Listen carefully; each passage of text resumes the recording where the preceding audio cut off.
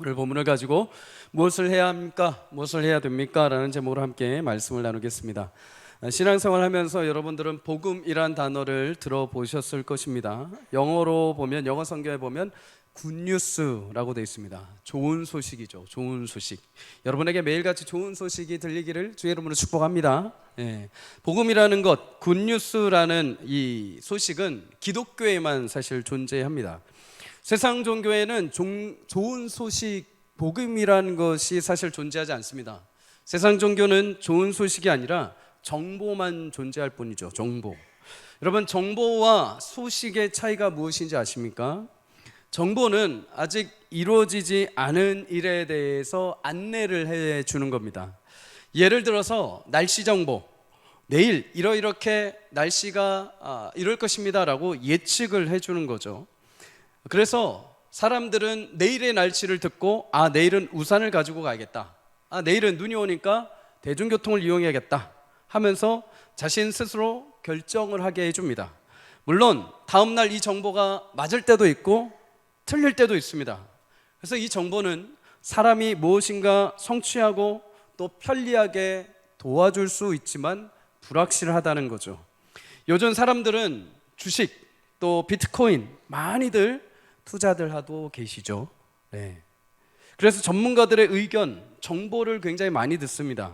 그리고 그 정보에 따라서 투자들을 하시죠. 근데 그 정보를 듣고 투자를 한다고 해서 모두가 다 이익을 얻는 것은 아닙니다. 때로는 잃기도 하죠. 그만큼 정보라는 것은 불확실한 것입니다.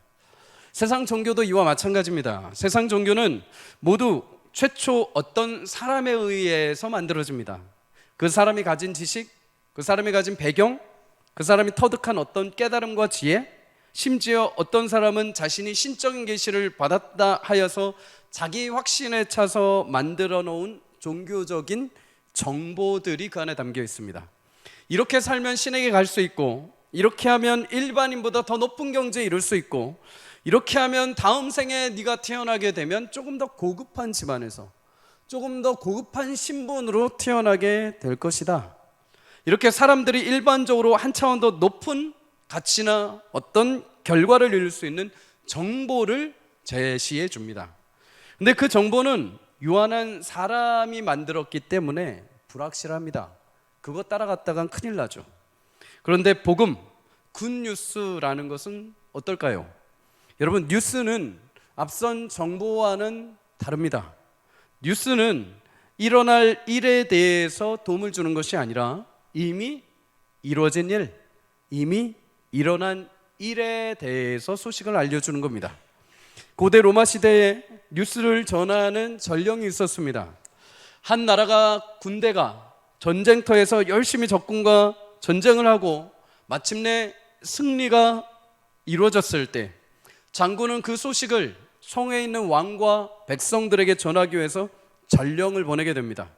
전령은 그 소식을 듣고 전하기 위해서 열심히 달려갑니다. 말을 타고 가기도 합니다. 그리고 마침내 왕과 백성 앞에 가서 소식을 전하죠. 어떤 소식입니까? 우리가 전쟁에서 이길 것입니다. 우리가 승리할 것입니다. 나가 아니라 우리가 왕이여 승리했습니다. 승리의 좋은 소식, 굿뉴스를 전하는 것이죠. 성경이 말하는 복음, 굿뉴스는 곧 좋은 소식.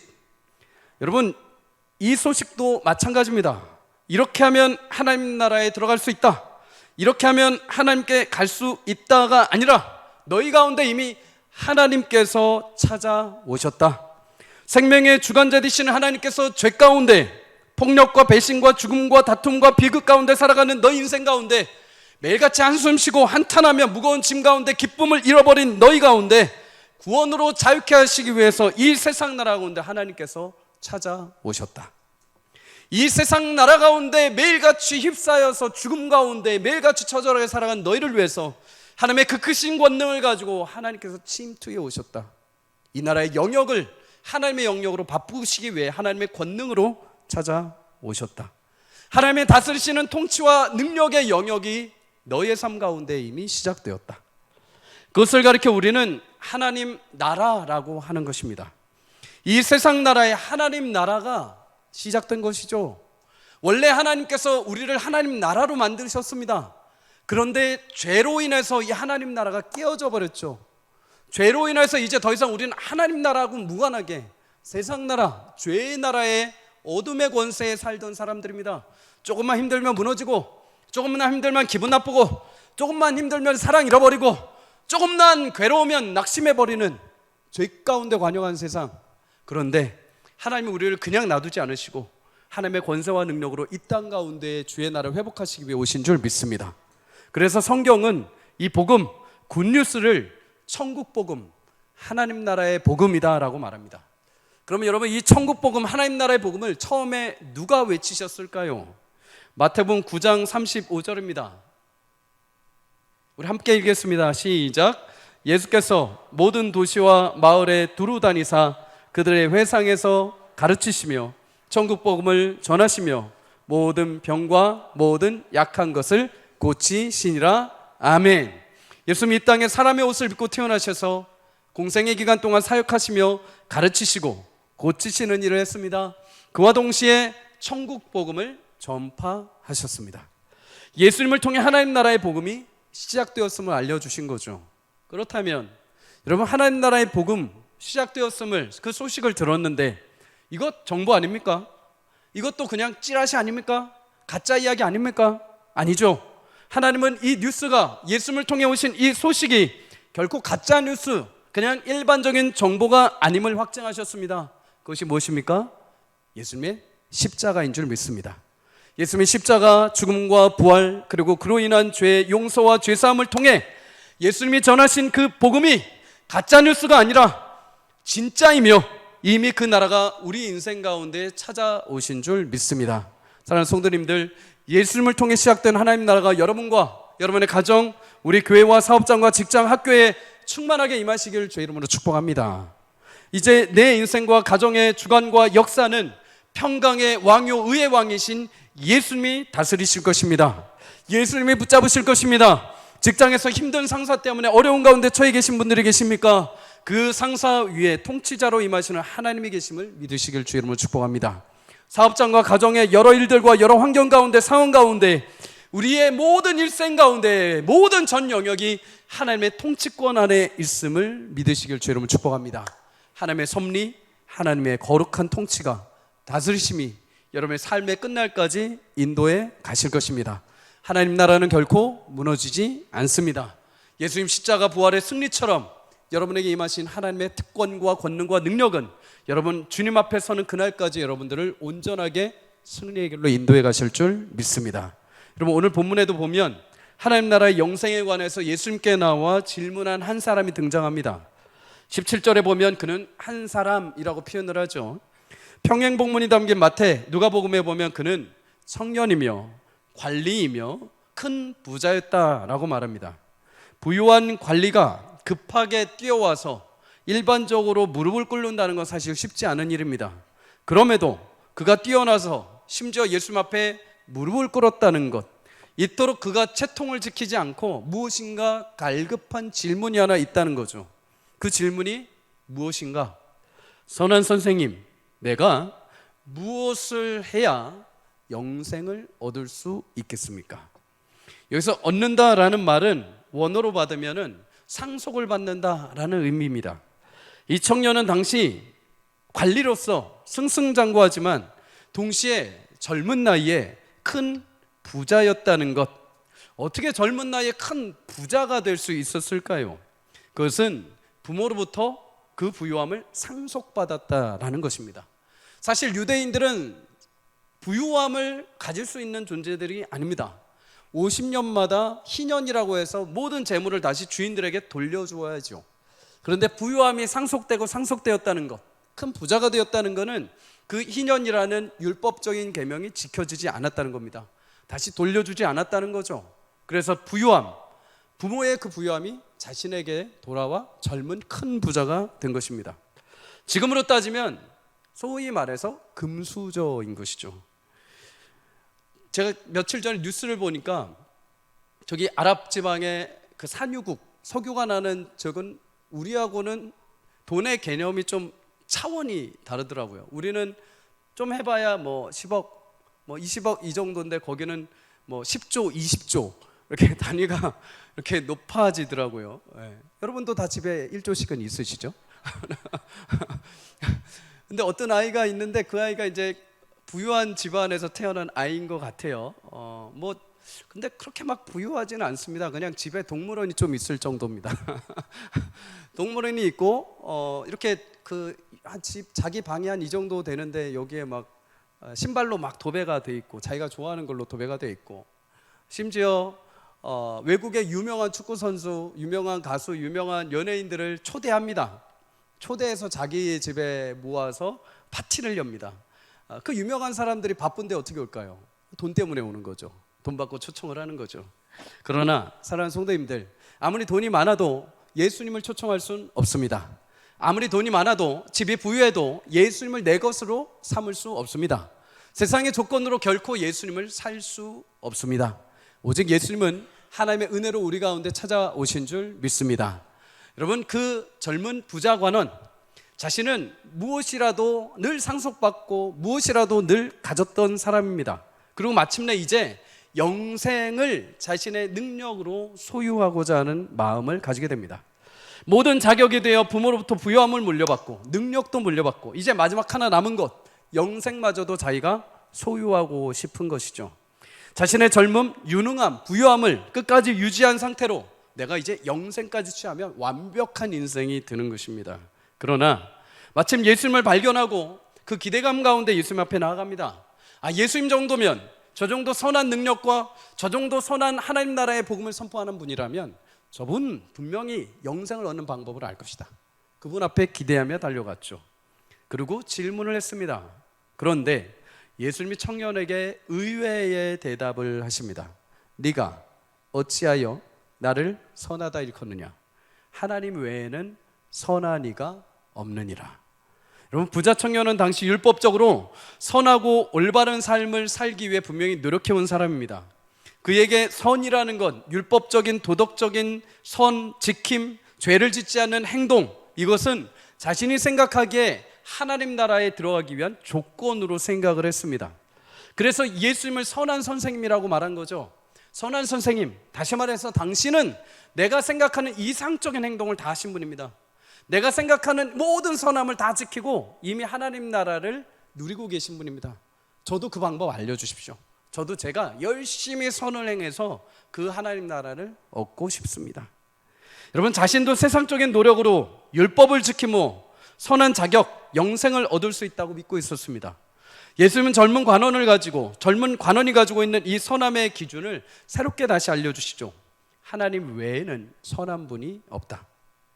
인간의 선한 행동으로 결코 영생을 상속할 수 없다는 것을 알려주신 겁니다. 오직 선하신 분은 하나님밖에 없습니다.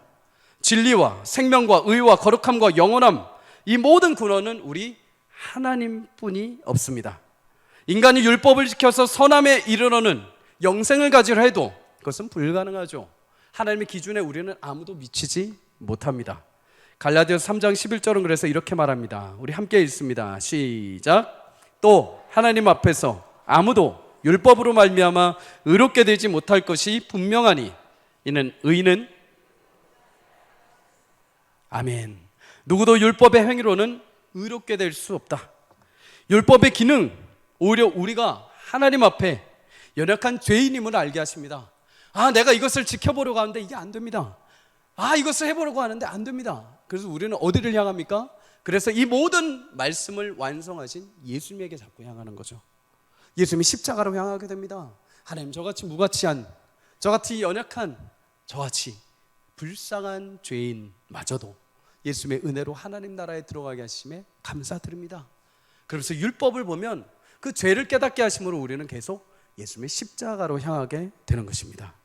여러분, 그럼에도 부자 청년은 율법을 통해서 내가 이것을 완성해서 이 조건을 통해서 영생을 상속받을 수 있을 것이라고 계속 오해를 했죠. 예수님은 영생은, 선함이라는 것은 율법의 조건이 될 수 없다고 알려주셨습니다. 그러면서 그에게 앞서서 10계명의 5에서 10계명인 하나님의 명령을 말씀하시죠. 오늘 본문 마가복음 10장 19절에 이렇게 말합니다. 내가 계명을 안다. 살인하지 말라, 간음하지 말라, 도둑질하지 말라, 거짓 증언하지 말라, 속여 빼앗지 말라, 내 부모를 공경하라 하였느니라. 여러분, 10계명 가운데 5계명에서 10계명, 곧 이웃에 대한 계명을 하나님이 부자 청년에게 말씀하십니다. 선하신 하나님이 율법을 주셨으니 이 계명은 모두 선한 것이죠. 말 그대로 율법을 통해서 영생을 얻고자 하는 사람이라고 한다면 이 율법의 계명을 다 지켜야 됩니다. 그런데 이때 부자 청년이 아주 놀라운 말을 합니다. 예수님, 그 정도는 내가 어려서부터 다 지켜왔습니다. 예수님 만만치 않은 녀석을 만나셨습니다. 당당하죠. 예수님이 율법으로 하나님 나라를 요청해 오니까 그것이 불가능하다는 것을 알려주시기 위해서 율법을 얘기를 해주셨습니다. 근데 이 청년 자신감 있게 얘기합니다. 예수님, 그 정도는 제가 어려서부터 다 행해온 것입니다. 그는 어려서부터 실제로 율법 교육을 잘 받았습니다. 율법을 성실하게 지켜왔기에 스스로 영생을 상속받는데 조금도 부족함이 없을 거라고 생각을 했습니다. 물론 영생에 대해서 잘못 이해하고 있기는 했습니다. 그럼에도 최선을 다해서 율법을 지키고 노력해온 거죠. 그래서 예수님도 그의 그 수고와 열심에 대해서는 오늘 본문의 말씀처럼 그를 보시고 사랑하셨다, 측은히 여겨주셨습니다. 그의 노력은 가상하게 여겨주신 거죠. 하지만 정작 한 가지를 청년은 알지 못하고 있었으니 그것은 영생의 율법에 대한 인간의 조건이 아니라 하나님의 전적인 은혜임을 모르고 있었던 것입니다. 그는 오히려 그의 율법의 행위를 통해서 조건을 충족시킬 수 있다고 생각했습니다. 그래서 내가 사람들 앞에서 이 모든 것들 어느 정도 율법을 다 완성했으니 예수님 앞에 자신 있게 질문을 한 거죠. 어느 정도 한편에서는 이런 내심 기대감이 있었을 겁니다. 와, 젊은 부자 청년을 봐라. 저자는 모든 율법을 다 완성했다. 저자는 천국의 제일 첫 번째 자리다. 너는 부족한 거 없다. 너는 이미 끝났다 하면서 사람들 앞에 칭찬을 받고 싶었을지 모릅니다. 그런데 예수님이 뜻밖의 얘기를 한 번 더 하시죠. 아직 한 가지 부족한 것이 있다. 가서 너에게 있는 것을 다 팔아 가난한 자들에게 주라. 그리고 와서 나를 따르라. 여러분, 이 말이 여러분들한테 부담이 되지 않기를 바랍니다. 이 말씀을 나누려고 하는 거 아닙니다. 이 말을 듣자 그는 슬픔에 잠겨서 집에 돌아가게 됩니다. 그는 어려서부터 부유함 가운데 자란 사람이죠.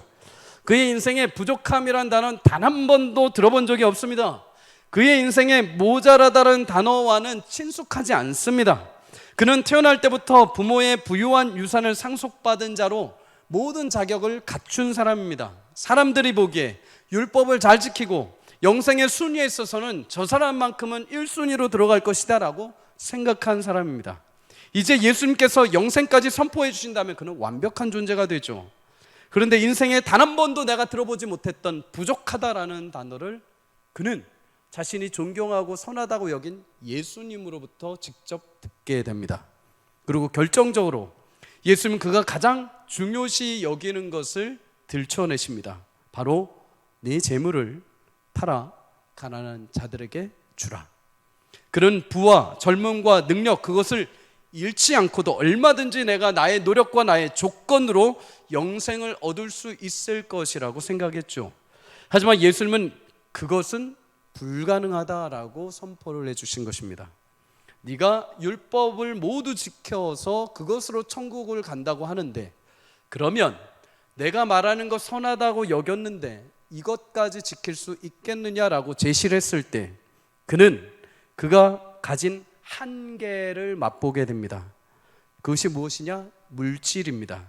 결국 본인은 여태까지 율법을 자랑하며 율법을 지키며 완벽하게 영생의 자격을 충분하게 가졌다라고 생각했는데 예수의 말씀 한마디에 자신의 율법 지킴으론 결코 하나님 나라에 들어갈 수 없다는 것을 뼈저리게 체험하게 됩니다. 그리고 예수님이 이것만 지킨다면 네가 그토록 원하는 방법으로라도 하나님 나라에 갈 수 있다 제시를 했지만 그는 그것마저도 붙잡지 못하고 그 중요한 선택의 순간에 영생의 문 앞에서 돌아서게 됩니다. 사랑하는 성도님들, 우리도 언젠가 중요한 선택의 순간이 오게 됩니다. 중요하게 선택의 순간에 맞닥뜨리게 됩니다. 그 순간 사랑하는 성도님들, 저와 여러분들 모두 예수님을 붙들 수 있는 은혜가 있기를 주의 이름으로 축복합니다. 영상의 문 앞에서 돌아서지 않고 그 문을 넘어설 수 있기를 주의 이름으로 축복합니다. 성경은 오늘 본문을 통해서 하나님 나라에 대해, 영생에 대해서 우리에게 한 가지 교훈을 줍니다. 성도가 계명을 지키는 것은 영생을 얻기 위함이 아니라 하나님 나라를 상속받은 자로서 영생을 누리기 위함인 줄 믿습니다. 여러분, 오늘 부자 청년이 슬픔을 머금고 구원의 문 앞에까지 자신이 도달한 줄 알고 갔지만 결국 포기하고 돌아선 이유가 무엇이냐? 죄물이 많기 때문이라고 말씀합니다. 하나님이 우리에게 허락하신 율법 중에 대표적인 계명 10계명을 들 수 있습니다. 10계명 중에 1에서 4계명은 하나님에 대한 계명입니다. 하나님의 부르심을 받은 성도는 인생의 주인을 하나님으로 모시는 것이죠. 그 중에 1계명은 우리에게 명확하게 말씀합니다. 너는 나 외 다른 신들을 너에게 두지 말라. 젊은 부자 청년이 재물이 많아 돌아갔다는 것은 그가 열심히 인간적으로 율법에 행위는 했을지 모르지만 정작 하나님 나라를 상속받은 자녀, 정작 하나님을 내 주인으로 모신 자녀가 아니었다는 것입니다. 그의 내면의 중심에는 하나님이 아닌 다른 내 자아와 내가 소중히 여기는 재물, 그것이 중심에 있었던 것이죠. 인생에 하나님이 주인 되지 않으시는 율법의 행위는 무가치한 것입니다. 그것은 종교적인 열심과 나 자신을 위한 의의 성취에 불과하죠. 종교적인 열심은 내가 할 수 있는 만큼만 합니다. 내가 버릴 수 있는 만큼만 합니다. 내가 베풀 수 있는 만큼만 합니다. 내가 버릴 수 있는 정도만큼만 버릴 수 있죠. 하지만 그것은 영생의 문턱을 결코 넘어설 수 없습니다. 젊은 부자 청년은 종교적 열심과 노력은 있었지만 그 노력이 영생의 문턱을 결코 넘을 수 없다는 것을 우리에게 오늘 알려주십니다. 근데 그와 반대로 정반대로 다른 결과의 모습을 보여준 사람이 성경에 등장합니다. 누가복음 19장에 보면 세리장 삭개오가 등장합니다. 그는 예수님을 보기 위해 돌 무화과 나무 위에 올라갑니다. 그런데 예수님이 지나가시다가 그의 이름을 부르시죠. 그리고 말씀하십니다. 삭개오야, 내려와라. 내가 오늘 너의 집에 유하여야 할 것이다. 너무나 기뻐서 예수님을 삭개오가 집으로 초대합니다. 그리고 그 구원의 은혜를, 하나님 나라의 소식을, 하나님 나라의 구원의 기쁨을 그 집에서 함께 듣고 식사를 하며 누리게 됩니다. 그때 삭개오가 예수님에게 이렇게 말하죠. 예수님, 내 소유의 절반을 가난한 자들에게 주겠습니다. 만약 제가 누구의 것을 속여 빼앗은 일이 있다면 예수님, 제가 율법의 가르침을 따라서 4배를 제가 갚겠습니다. 여러분 잘 보십시오. 예수님이 삭개오에게 오셔서 야, 너 이제 구원받았으니까 너 이거 해. 야, 너 이제 모든 재물 내놓고 나를 따라. 야, 너 누군가를 속였으면 4배로 갚아 라고 명령하지 않으셨습니다. 그저 예수님이 하신 것이 있다면 삭개오의 이름을 부르시고 그의 집에 가셔서 머무신 것밖에 없습니다. 그의 집에 들어가셔서 하나님 나라는 이런 나라다, 구원은 이런 것이다, 그리고 삭개오야, 오늘 구원이 너희 집에 임했다. 여러분, 그렇다면 삭개오는 왜 시키지도 않은 율법의 말씀에 따라 그는 자신의 재물을 내놓습니까? 그는 진정 보아하신 예수님을 발견했기 때문입니다. 예수님이 삭개오의 집에 들어가실 때 사람들이 이렇게 수군거렸습니다. 누가복음 19장 7절에 보면 사람들이 수군거려 말하기를 저가 죄인의 집에 유하러 들어갔도다. 당시 유대인 동족 세금을 거두어서 로마에 상납하는 세리들을 향해서 유대인들은 사기꾼이요, 저는 죄인이라고 치부했습니다. 그래서 손가락을 두고 멸시하고 세리들을 인간 취급도 하지 않았습니다. 죄인들로 이겼죠. 그와 상종하지도 않았습니다. 그가 먹었던 거 손대지도 않고 그와 말도 하지 않았습니다. 그럼에도 삭개오는 어쩔 수 없이 먹고 살기 위해서 세리라는 직업을 택했죠. 그를 감당했습니다. 그는 물질은 풍요로웠을지 모르지만은 사람들의 차별을 받았습니다. 외로웠습니다. 죄인이었습니다. 하나님 나라와 영생, 그거는 나와는 전혀 무가치한 것이다. 나라는 나라는 인생은 전혀 그것과는 무관한 인생이다라고 여겼습니다. 감히 상상할 수 없는 나라, 감히 맛볼 수 없는 영생, 죄인된 내가 부끄러운데 어떻게 예수님 앞에 나갈 수 있는가? 그래서 그는 예수님 오신다는 소식을 듣고도 예수님 앞에 무리들 가운데 끼지도 못합니다. 물론 키가 작았습니다. 그래서 돌무화과 나무에 올라갑니다. 그냥 예수님이 지나가시는 것 구경만이라도 한번 하자. 나는 저분한테 말 걸 수도 없고 저분의 부르심 들 수도 없고 그냥 나는 한번 보기만이라도 하자고 호기심 때문에 올라간 겁니다. 네, 그런 삭개오를 예수님 보시고 말씀하십니다. 삭개오야, 오늘 내가 내 집에 유하여야 하리라. 유대인들은 내가 누군가의 집에 들어간다는 것은 내가 그와 관계를 맺는다는 것입니다. 내가 이제부터 그를 친구 삼겠다는 것입니다. 함께 밥 먹는다는 것은 그를 존중해 준다는 것입니다. 여러분, 삭개오가 얼마나 감격했겠습니까? 주변의 사람들 다 나를 멸시하고 다 나를 죄인 취급하고 무능하고 연약하고 그냥 홀로 있을 수밖에 없는 인생인데 예수님이 오셔서 심지어 내 집에 오셔서 나를 존중하시고 나를 하나님의 자녀 삼아주시고 구원이 이 가정 가운데 임했음을 선포해 주신 것입니다. 대우해 주신 것이죠. 그 감격 가운데 주님을 모시고 그는 그의 삶의 가치가 변화되게 됩니다. 역전이 일어나게 되죠. 그래서 자신이 가지고 있던 그 수많은 재물들이 이제는 뒤로 물리치고 하나님 나라의 구원이 자신의 생명의 보화가 된 줄 믿습니다. 사랑하는 성도님들, 오늘 본문 앞에도 보면 예수님이 어린 아이들을 축복하시는 장면이 나옵니다. 그러면서 하나님 나라가 이런 자들의 것이다, 어린 아이와 같은 자들이 들어갈 수 있는 곳이 하나님 나라다, 어린아이 같지 않으면 결코 하나님 나라에 들어갈 수 없다라고 말씀을 하십니다. 어린아이들의 특징이 있죠. 도움이 필요합니다. 세상적인 지위와 세상적인 방법으로 볼 때 무능한 존재들입니다. 그래서 도움과 은혜가 필요합니다. 어린아이들은 어른의 권위 아래 보호와 지도를 받아야 합니다. 마찬가지죠. 우리도 하나님 나라에 들어가려면, 영생을 얻은 하나님의 자녀가 되려면 나의 공로, 나의 노력이 아니라 하나님의 권위 아래, 하나님이 선물로 주신 그 구원의 능력 아래 거할 때 우리가 그 하나님 나라에 들어가게 되는 줄 믿습니다. 그래서 마태복음 9장 5장 3절은 이렇게 말합니다. 우리 함께 읽습니다. 시작. 심령이 가난한 자는 천국이 그들의 것이미요. 아멘. 심령이 가난한 것은 외적인 가난을 말하는 것이 아닙니다.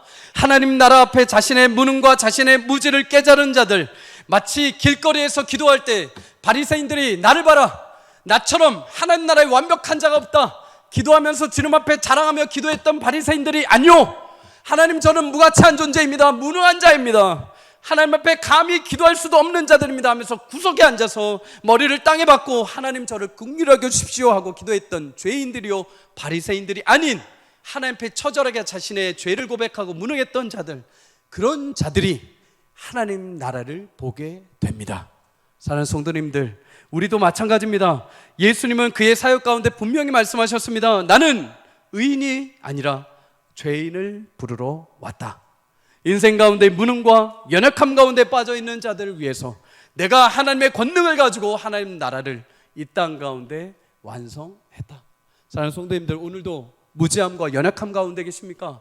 하나님 앞에 나올 때마다 하나님 저는 무능합니다, 저는 연약합니다, 저는 죄인입니다, 끊임없이 하나님 앞에 제가 나올 수 있는 자격이 없는 자입니다 라고 고백하며 나오신 분들이 계십니까? 축하합니다. 여러분들이 하나님 나라를 소유하신 분들인 줄 믿습니다. 매일같이 삶 가운데 치열하게 열심히 살아가지만은 하나님 앞에 무능하고 연약하여서 매일 깨지고 자폭하고 싶고 매일같이 주님 앞에 나올 때 눈물로 나오시는 분들이 계십니까? 축하합니다. 그런 분들이 하나님 나라를 소유하신 분들인 줄 믿습니다. 사랑하는 성도님들, 오늘도 여러분 우리의 무능과 우리의 연약함 가운데 예수님이 찾아오셔서 하나님 나라의 영광을 선포하시고 천국 백성 삼아주신 하나님의 놀라운 구원과 은혜를 여러분 마음껏 누리고 내 것으로 삼고 빼앗기지 않고 살아가기를 주 여러분 축복합니다. 여러분, 그렇다면 한 가지 질문이 남죠.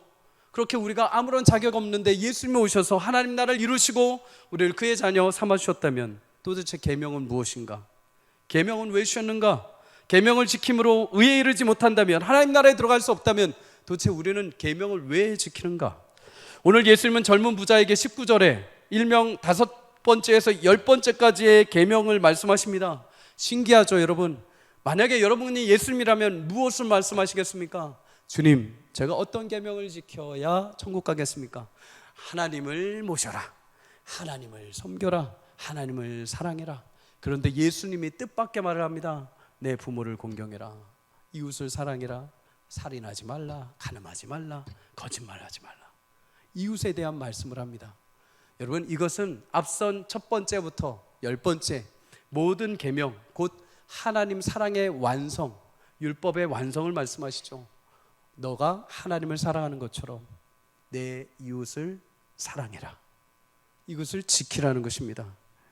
여러분, 요한복음 15장 10절에 이렇게 말씀을 합니다. 내가 아버지의 계명을 지켜 그의 사랑 안에 거하는 것 같이 너희도 내 계명을 지키면 내 사랑 안에 거하리라. 우리가 율법을 행하는 것은 예수님의 사랑 안에 거하는 것입니다. 내가 이것을 행함으로 천국에 가는 조건이 되는 것이 아니라 내가 하나님의 자녀가 되었기에 이 일들을 감당하는 것이죠. 그 증표, 하나님의 자녀가 된 증표로 하나님이 우리 가운데 말씀을 주시고 율법을 주셨습니다. 우리가 그 계명을 지키는 것은 맹종이 아닙니다. 계명을 지키는 것은 오히려 나를 구원하신 하나님의 거룩하신 나라를 체험하도록 하나님께서 우리 가운데 베풀어 주신 선물인 줄 믿습니다. 내가 계명을 지킬 때 하나님 나라의 놀라운 역사 은혜를 체험하게 될 줄 믿습니다. 내가 계명을 지킬 때 하나님의 영광이 우리 가운데 임하신 것을 우리는 체험하게 됩니다. 계명을 지킬 때 하나님의 영생을 얻은 자녀로서 하나님이 주시는 신성한 성품에 참여하게 되는 놀라운 은혜를 맛보게 될 것입니다. 최근에 한 성도님이 도구 기도를 하고 가시는데 돌아가실 때 마주쳤습니다. 제가 감사 인사를 드렸습니다. 기도해 주셔서 감사합니다. 그런데 그 집사님 대답이 제가 한 가지 잊고 있던 것을 깨닫게 해주셨습니다. 집사님 말씀하시기를 아니에요, 제가 하나님 좋아서 하나님 기뻐서 하는 일이에요. 맞죠? 여러분, 나의 귀한 시간, 나의 노력, 나의 수고, 이거는 내 의로 무엇인가를 얻고자 하는 것이 아니라 나를 자녀 삼아 주신 하나님이 기뻐서, 나를 하나님 나라로 이끌어 주신 주님의 놀라운 사랑에 감격해서 내가 기쁘고 은혜로 그것을 행하는 것입니다. 그것을 행함으로 인해서 하나님 나라가 그곳에 임하는 것이고, 그것을 행함으로 인해서 내가 하나님 나라의 소유된 자인 것을 드러내는 것입니다. 사랑하는 성도님들, 우리 인생의 자체만으로는 하나님의 생명과 진리의 영적인 물줄기가 차단되어 있습니다. 우리는 거기에 이룰 수 없는 존재들이죠. 이것을 회복하시기 위해서 예수님이 이 땅 가운데 오신 줄 믿습니다. 부자 청년은 자신에게 근거를 두었습니다. 자신이 지식이 있으면, 자신이 능력이 있으면, 자신이 무엇인가를 행함으로 하나님 나라에 내가 갈 수 있다, 하나님 나라를 내가 상속할 수 있다라고 생각을 했죠. 그러나 조건만 만족하면 완성될 것이라고 했지만 예수님의 대답은 달랐습니다. 하나님 나라는 너의 능력으로 가는 게 아니라 그분이 너에게 내려주시는 것이다. 하나님 나라는 하나님이 왕이신 나라입니다. 그의 백성들은 그의 말씀을 따라 사는 자들입니다. 그게 어린아이들입니다. 부모의 권위 아래, 부모가 정해준 질서 안에 크는 것이 아이들이죠. 천국에 들어간 아이들은 하나님의 권세와 보호와 그 내용으로 채워지는 자들입니다. 그것이 천국 백성입니다. 그리고 그것을 우리가 함께 누리고 그것을 증표 삼아 하나님은 우리 가운데 계명을 주셨습니다. 그것을 행한다는 것은 내가 어쩔 수 없이 굴종하는 것이 아닙니다. 그 말씀을 행한다는 것은 내가 어쩔 수 없이 하나님 무서워서 행하는 것이 아닙니다. 내가 하나님의 자녀된 신분이 있기에 하나님의 자녀된 자들만이 할 수 있는 특권을 우리는 삶 가운데 행하는 것입니다. 그럴 때 하나님의 놀라운 역사 은혜를 맛보게 될 줄 믿습니다. 여러분, 교회에서 그토록 말하는 영생이라는 것은 바울이 고백한 것처럼 마침내 육체의 옷을 벗고 썩어짐의 종로로 탄 데서 해방되는 우리가 죽는 날이기도 합니다. 모두가 육체의 장막을 벗는 날, 우리는 성경에 말한 대로 모든 눈물도 애통도 사망도 곡하는 것도 아픈 것도 없는 하나님 나라에 임하게 될 줄 믿습니다. 하지만 하나님은 그 위대한 하나님 나라를 예수님을 통해 이미 이 세상 가운데 시작하셨습니다. 예수님의 십자가 사랑과 용서로 그 은혜와 자비와 긍휼하심으로 우리 가운데 하나님이 외면하지 않으시고 찾아오셨고 그것을 우리 가운데 회복하셨음을 맛보게 하셨습니다.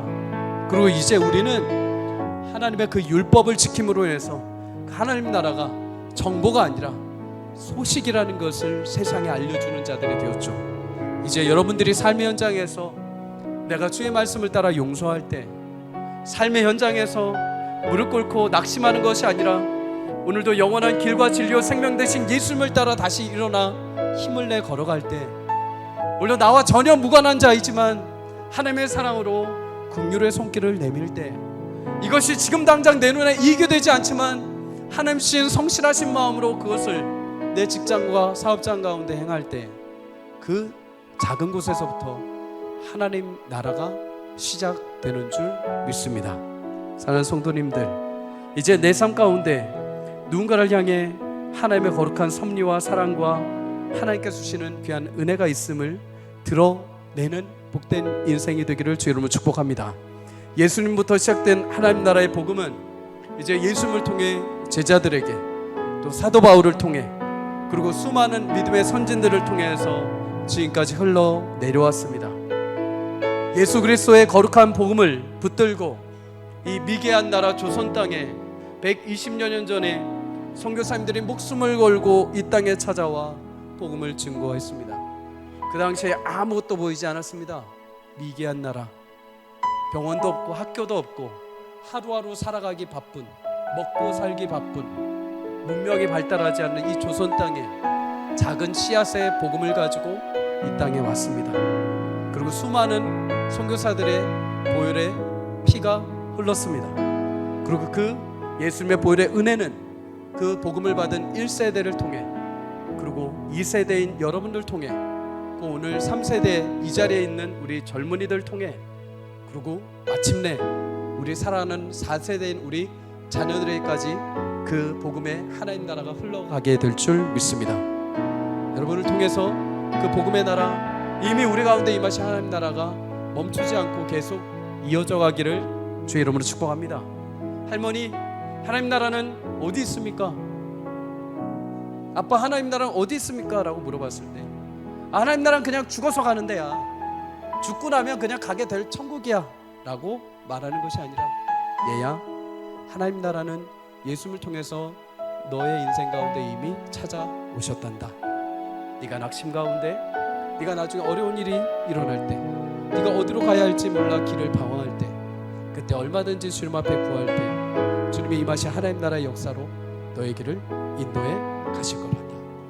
그럼 하나님 나라가 여러분과 제 삶 가운데 이미 임하신 줄 믿고 담대하게 한 주 동안 세상 나라 속에 속한 것이 아니라 그 속에서 임하신 하나님 나라를 따라 믿음의 길을 걸어갈 수 있기를 주의 이름으로 축복합니다. 여러분을 통해 하나님 나라가 확장되어 갈 줄 믿습니다. 여러분의 믿음의 행동을 통해 하나님 나라가 그냥 정보가 아니라 이미 임하신 확실한 소식, 복음, 좋은 능력으로 나타나게 될 줄 믿습니다. 담대하십시오. 믿음을 가지십시오. 오늘도 그 나라는 무너지지 않고 완성될 것입니다.